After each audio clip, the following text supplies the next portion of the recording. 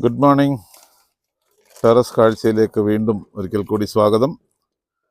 ഒരുപാട് വർഷങ്ങൾക്ക് ശേഷമാണ് ഞങ്ങളുടെ ടെറസിൽ ഇങ്ങനെ പച്ചക്കറികളൊക്കെ ഒരുമാതിരി ഉണ്ടായി വരുന്നത്. പ്രത്യേകിച്ച് പാവയ്ക്ക, ഈ വെള്ളപ്പാവയ്ക്ക നമ്മൾ നാട്ടിലൊക്കെ പോകുമ്പോൾ വാങ്ങിച്ചുകൊണ്ട് വരുമെങ്കിലും ബാംഗ്ലൂരിലൊന്നും അങ്ങനെ വെള്ളപ്പാവയ്ക്ക അധികം കിട്ടാറില്ല.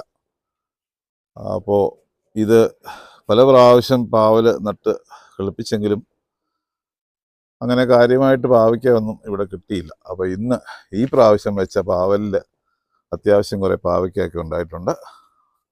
ഒരുപാട് വർഷങ്ങൾക്ക് ശേഷമാണ് ഇതിങ്ങനെ കിട്ടിയത്.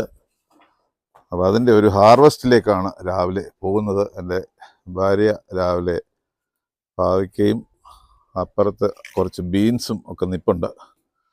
അപ്പോൾ രാവിലെ ഞങ്ങൾ ഇതൊക്കെ ഒന്ന് പറിച്ചെടുക്കാമെന്ന് കരുതി വന്നതാണ്. പറിച്ചോ. ഇത് നല്ല നാടൻ ബീൻസാണ്.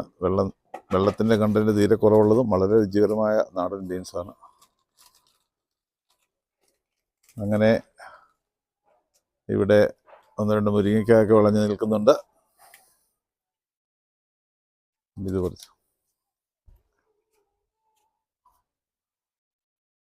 അതിൻ്റെ അപ്പുറത്ത് ബീൻസ് നിൽപ്പുണ്ട്. അത് പറിച്ചു.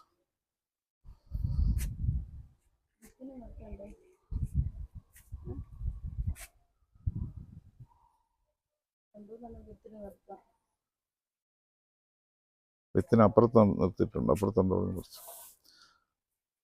അപ്പോൾ ഇത് ഞങ്ങൾ സാധാരണ ഇങ്ങനെ ബീൻസും ഇവിടെ കിട്ടുന്ന സാധനങ്ങളൊക്കെ അതിൻ്റെ തന്നെ കായ്കൾ വിത്തിനായിട്ടൊക്കെ നിർത്താറാ പതിവ്. അതേ വിത്തുകളൊക്കെ തന്നെ എടുത്താണ് ഞങ്ങൾ ഉപയോഗിക്കാറുള്ളത്. ഇപ്പം തന്നെ 4 പാവയ്ക്ക പാത്രത്തിലായി കഴിഞ്ഞു. മുരിങ്ങയ്ക്ക പറിക്കാൻ പുള്ളിക്കാരത്തേക്ക് എത്തത്തില്ലാത്തത് കൊണ്ട് ഞാൻ തന്നെ ആ കർമ്മം ചെയ്യാം. അതെ, സ്വയം പറഞ്ഞതാ, നിങ്ങളെ കൂടുതലുള്ളത് കൊണ്ട് പറ്റുന്നില്ലെന്നുള്ളത്. അപ്പോൾ ഇത് നല്ല പയറാണ്, പക്ഷേ അത് വിളഞ്ഞില്ല. അച്ചിങ്ങ പയറായിട്ട് നിൽക്കുന്നേ ഉള്ളൂ.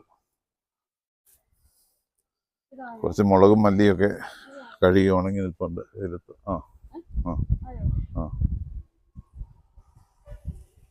അത്യാവശ്യം ടെറസിൽ തന്നെയാണ് ഈ കാണുന്ന ചേന, പിന്നെ ഇഞ്ചി. ഇത് നമ്മുടെ സ്ത്രീകൾക്ക് ഏറ്റവും പ്രിയങ്കരമായ റോസ്മേരി. ഇങ്ങനെ ഡ്രാഗൺ ഫ്രൂട്ട്സിൻ്റേത് ഞാൻ 1-2 ദിവസത്തിന് മുമ്പുള്ള ഒരു വീഡിയോയിൽ കാണിച്ചിരുന്നു. ഡ്രാഗൺ ഫ്രൂട്ട്സ് ഇപ്രാവശ്യം ഒരുപാടുണ്ട്. ഇത് നാടൻ ബീൻസാണ്. വെള്ളത്തിൻ്റെ കണ്ടന്റ് തീരെ കുറവുള്ളതാണ്. വളരെ രുചികരമായ ബീൻസാണ്.